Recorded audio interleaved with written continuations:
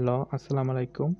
আজকে আমরা শিখব কিভাবে ফেসবুকে ২০ সেকেন্ডের উপরে যেকোনো ভিডিওকে কিভাবে মাইডেতে দেওয়া যায়।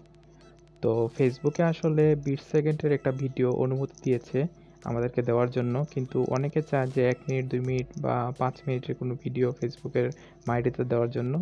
তো সেটা কিভাবে করা যায় সেটা সম্পর্কে আজকে আমরা জানব। তো ফার্স্টে যদি সেটা করতে হয় তাহলে যেতে হবে মেসেঞ্জারে।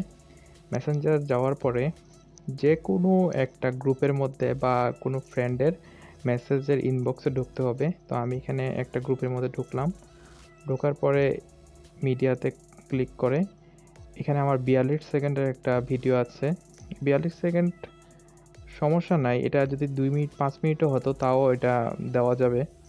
তো আমি ৪২ সেকেন্ডের ভিডিওটা সিলেক্ট করলাম। তারপর এডিটে ক্লিক করতে হবে। এডিটে ক্লিক করার পরে তারপরে আছে এখানে ইওর স্টোরিতে এখানে অবশ্যই সাউন্ডটা অ্যাক্টিভ করতে হবে। আমি এটা আপনাদেরকে বোঝানোর জন্য যাতে আমার কথা ক্লিয়ার শোনা যায় এই জন্য এটা মিউট করছি। তো এটাকে যখন আপনারা আপলোড দিবেন তখন এটা সাউন্ডটা এইভাবে দিবেন। তো আপনারা এরপরে এটাকে ইওর স্টোরিতে দিয়ে দিবেন। তারপরে অ্যাডে দিবেন। অ্যাডে দেওয়ার সাথে সাথে এটা চলে যাবে আপনাদের স্টোরিতে। কিছুক্ষণের মধ্যে এটা মাইডে হয়ে যাবে। তো এভাবে আপনারা আপনাদের যে কোনো লেন্থের ভিডিও ১ মিনিট, ২ মিনিট, ৩ মিনিট যে কোনো লেন্থের ভিডিও মাইডিতে দিতে পারবেন। তো আমার এটা নতুন চ্যানেল, আমি এই চ্যানেলটা আজকে খুলেছি।